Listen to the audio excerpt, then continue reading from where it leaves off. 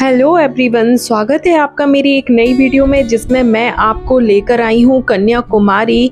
मैं आपको बता दूँ, कन्याकुमारी एक अनोखी ऐसी जगह है जहाँ सनराइज और सनसेट समुद्र में देखने को मिलता है, जहाँ 3 समुद्रों का संगम भी होता है। तो गाइस, इस वीडियो को आप एंड तक बहुत ज़रूर कीजिएगा। इस वीडियो में मैं आपको बताऊंगी कि आप कन्याकुमारी कैसे पहुँचें, आप कहाँ कहाँ घूम सकते हैं, कहाँ कहाँ आपको घूमना चाहिए और किस तरीके से घूमना चाहिए कि आप 2 दिन में कन्याकुमारी को विजिट कर लें। तो गाइस, सबसे पहले बात करते हैं कि आप कन्याकुमारी कैसे पहुंचे। यदि आप कन्याकुमारी आना चाहते हैं और आप इंडिया के किसी भी कोने में हैं तो आपको 3 मेजर ऑप्शन मिलेंगे। तो जो आपका सबसे पहला ऑप्शन है वो ट्रेन का है, तो आप यहाँ ट्रेन से आ सकते हैं। यहाँ का जो नियरेस्ट स्टेशन वो है कन्याकुमारी। अब आपका जो सेकंड ऑप्शन है वो बाय एयर आते हैं। यदि आप कन्याकुमारी में, तो आपको जो नियरेस्ट एयरपोर्ट पड़ेगा वो मिलेगा आपको त्रिवेंद्रम एयरपोर्ट, जो कि केरला की कैपिटल है। त्रिवेंद्रम से जो कन्याकुमारी का डिस्टेंस है वो 90 किलोमीटर है। तो आप जब यहाँ पर आ जाएंगे तो आपको वहाँ से आने के लिए कन्याकुमारी बाय बस, बाय कैब, आप कैब भी पर्सनल करके कन्याकुमारी आ सकते हैं। और आपका जो थर्ड ऑप्शन रहेगा वो रहेगा बाय बस। यदि आप बस से आते हैं तो आप कन्याकुमारी बस से भी कहीं से भी आ सकते हैं, आपको डायरेक्ट कनेक्टिविटी मिल जाएगी। तो गाइज, वीडियो को पूरा जरूर देखिए और देखने के पहले वीडियो को लाइक और चैनल को सब्सक्राइब जरूर कर दीजिए। तो गाइज, अब जब आप कन्याकुमारी आ जाएंगे तब बात करते हैं आप स्टे कहाँ करें। तो गाइस, जो हमने स्टे किया था वो विवेकानंद केंद्र में किया था और यहाँ पर जो रूम थे वो 4 बेड वाले रूम थे और वो हमें 1000 के लगभग पड़े थे। तो काफ़ी अच्छा ऑप्शन है कि आपको 4 बेड मिलते हैं और 4 लोग आराम से वहाँ सो सकते हैं। वॉशरूम नीट एंड क्लीन है, काफ़ी बड़ा आश्रम टाइप का है ये। और यहाँ से आप पीछे यहाँ पर सनसेट और सनराइज का भी ऑप्शन है, वहाँ जाकर आप देख सकते हैं। और ये यहाँ का रेस्टोरेंट है, यहाँ अगर आप खाना खा सकते हैं। खाना भी कोई ज़्यादा कॉस्टली नहीं है, नॉर्मल चार्जेस हैं। तो गाइस, जब आप आ जाएंगे तो खाना पीना खा के फ्रेश होके निकल जाइए घूमने के लिए। यदि आप यहाँ पर रुकते हैं इसके विवेकानंद केंद्र में तो आपको यहाँ फ्री बस सर्विस भी मिलेगी जो आपको यहाँ पर विजिट करवाएगी। तो यहाँ पर जो हम सबसे पहले गए थे वो वंडर वैक्स म्यूजियम था, जो इंडिया का फर्स्ट वैक्स म्यूजियम है। तो सबसे पहले आपको ये यहाँ ले जाएंगे। तो ये एक अच्छा ऑप्शन मिल गया था हमें। यदि आप यहाँ नहीं रुकते हैं, कहीं और भी स्टे करते हैं, तो आप अपनी कैब या ऑटो करके विजिट कर सकते हैं। तो ये है यहाँ का वंडर वैक्स म्यूजियम, जो इंडिया का फर्स्ट वैक्स म्यूजियम है। मैंने हर जगह की एक सेपरेट वीडियो अपलोड कर दी है, आप वहाँ से भी सेपरेट वीडियो देख सकते हैं। मैं सारी लिंक डिस्क्रिप्शन बॉक्स में दे दूंगी। इसके बाद हम आ जाते हैं तिरुपति टेम्पल में। बहुत ही खूबसूरत जगह है गाइस, आप जब भी कन्याकुमारी आए तो इस टेम्पल में विजिट जरूर करें, आपको यहाँ आकर बहुत ही अच्छा लगने वाला है। यहाँ आपको जो समुद्र है वहाँ कलरफुल व्यू देखने को मिलेगा, काफ़ी अच्छा लगता है यहाँ से देखने में। और टेम्पल भी काफ़ी खूबसूरत है, बहुत ही अच्छा लगेगा आपको।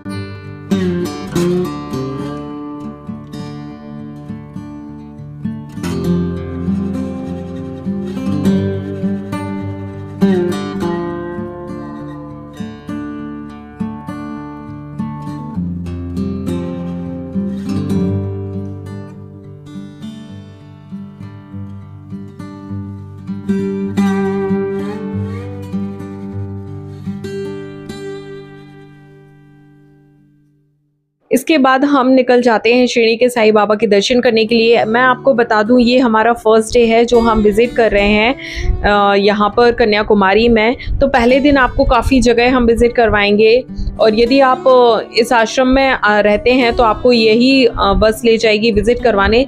अदरवाइज़ आप अपनी गाड़ी करके तो जा ही सकते हैं।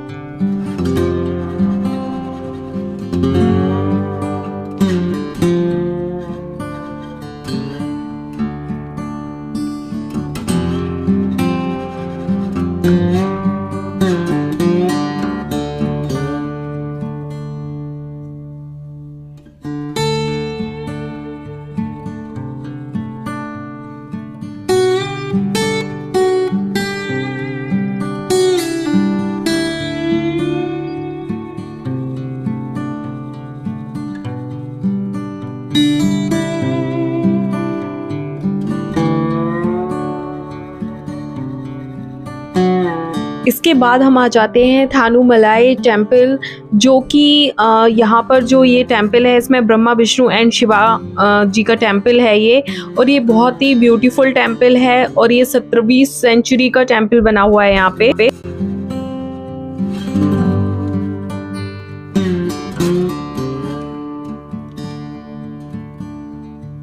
तो गाइज ये जो टेम्पल है ये काफ़ी फेमस टेम्पल है कन्याकुमारी में, तो ये यहाँ पर आपको ज़रूर आना है दर्शन करने के लिए। अंदर मोबाइल अलाउड नहीं है, पर जितना मैं आपको दिखा सकती हूँ उसको देखकर आपको समझ में आ रहा होगा कि ये कितने पुराने टेम्पल हैं। यहाँ पर सारे ही बहुत ही पुराने टेम्पल हैं यहाँ।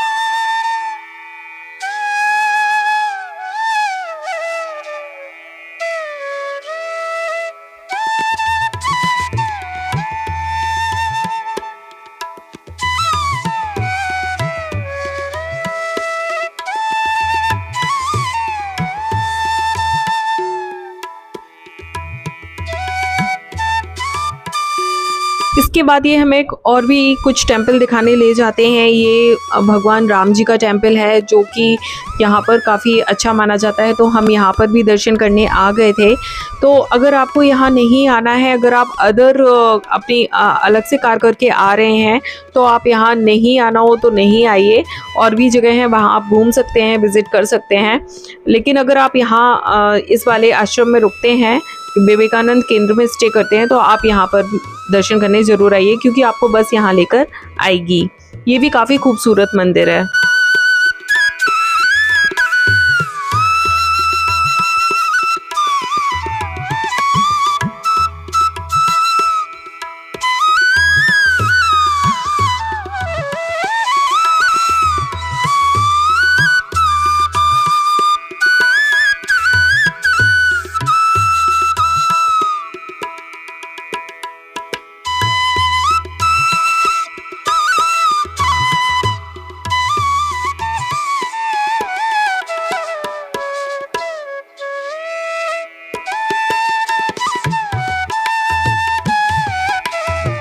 हो जाती है शाम और यहाँ का हम देखने आ जाते हैं सनसेट, जो काफ़ी खूबसूरत है। तो गाइज़ आपको पता ही है कि कन्याकुमारी का सनराइज़ और सनसेट काफ़ी फेमस है, और यह एक अनोखी जगह है जहाँ पर आपको सनराइज़ और सनसेट दोनों ही समुद्र में देखने मिलते हैं। तो यहाँ का सनसेट देखना तो बनता ही है।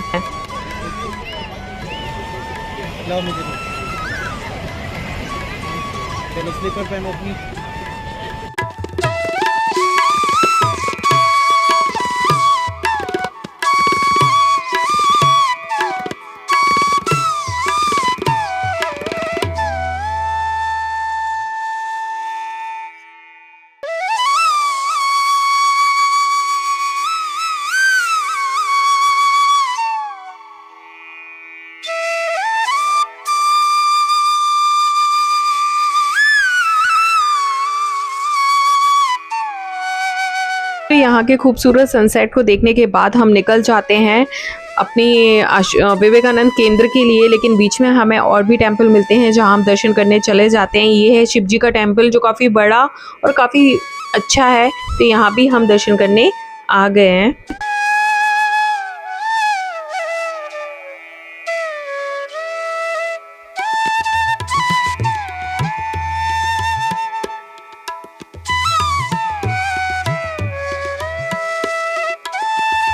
तो गाइज़ यहाँ दर्शन करने के बाद हम लौट जाते हैं अपने आश्रम में जहाँ हम स्टे कर रहे थे। और यहाँ पर ही आपको इसके केंद्र विवेकानंद केंद्र के अंदर ही आपको मिलेगा भारत माता का मंदिर, जिसकी एंट्री फीस 30 रुपीज़ है। तो आप यहाँ पर भी दर्शन करने ज़रूर आएँ। यदि आप कहीं और भी स्टे करते हैं तो इस टेम्पल को देखने ज़रूर आएँ। बहुत ही खूबसूरत, बहुत ही अच्छा टेम्पल बना हुआ है और इसकी वीडियो भी मैंने अपलोड कर दी है और इसकी लिंक भी मैं डिस्क्रिप्शन बॉक्स में दे दूँगी, जहाँ से आप देख सकते हैं।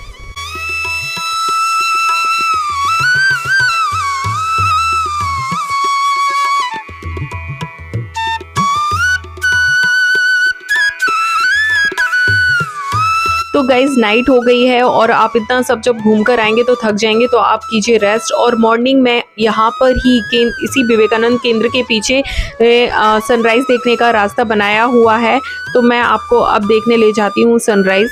तो गाइज़ देखिए, आप यहाँ से हम गए हैं सनराइज़ देखने। यहाँ पर रुकने का ये बेनिफिट है कि यदि आप यहाँ स्टे करते हैं तो आपको कहीं नहीं जाना है। मॉर्निंग में उठ के सीधे आपको सनराइज़ देखने निकल जाना है। और यहाँ जो मिट्टी है वो काली मिट्टी है। और जय श्री राम, हर हर महादेव, हर हर महादेव।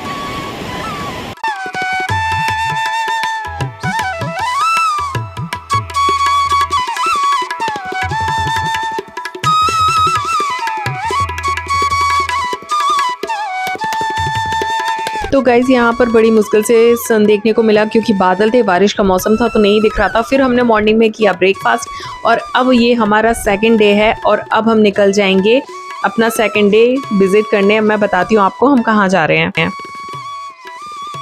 तो गाइस सेकंड डे में हम निकल गए हैं स्वामी विवेकानंद रॉक मेमोरियल के लिए और यहाँ पे बहुत सारी शॉप हैं जहाँ से आप शॉपिंग कर सकते हैं। मैंने यहाँ पर कुछ साड़ी भी देखी और कुछ मैंने ख़रीदी भी है यहाँ से।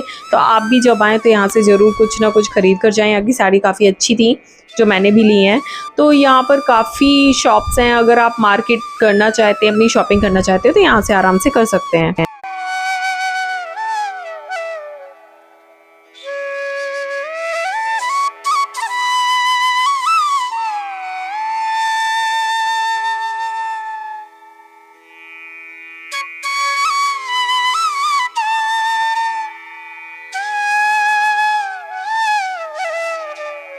तो गाइज़ ये है विवेकानंद रॉक मेमोरियल, जो काफ़ी फेमस है, हर कोई जानता है। कन्याकुमारी में जो भी आता है वो इस जगह पर ज़रूर आता है। तो ये रहा विवेकानंद केंद्र मेमोरियल। और यहाँ पर जो आप ये देख रहे हैं, यहाँ पर जाने के लिए आपको फेरी से जाना पड़ेगा, तो जिसका टिकट लेना पड़ता है। बहुत लंबी लाइन थी तो हमारे पास इतना टाइम नहीं था तो हमने टिकट नहीं लिया, वहाँ तक नहीं गए। पर यहाँ से भी आप देख सकते हैं, मैंने इसकी भी एक सेपरेट वीडियो बनाकर अपलोड कर दी है, तो सारी लिंक मैं डिस्क्रिप्शन बॉक्स में दे दूंगी। अगर आप देखना चाहते हैं तो आप वहां से देख सकते हैं। तो गाइज़ ये काफ़ी जगह फेमस है क्योंकि यहाँ विवेकानंद जी ने लगातार 3 दिन तपस्या की थी और यही के त्रिवेणी संगम में माता पार्वती ने सालों साल तपस्या कर महादेव को प्रसन्न किया था। और यहीं पर पार्वती जी का पुराना मंदिर है जो 2000-3000 ओल्ड पुराना मंदिर है। तो आप जब यहाँ आएंगे तो उस मंदिर में दर्शन करके ज़रूर जाइएगा। हमने भी दर्शन किए हैं, तो आप वहाँ भी दर्शन करके ज़रूर जाइएगा। और जो आपको ये बड़ी सी मूर्ति दिख रही है, ये है तिरुवल्लुवर जी की मूर्ति। तो आप जब यहाँ आएंगे तो आप इसको भी ज़रूर देखेंगे।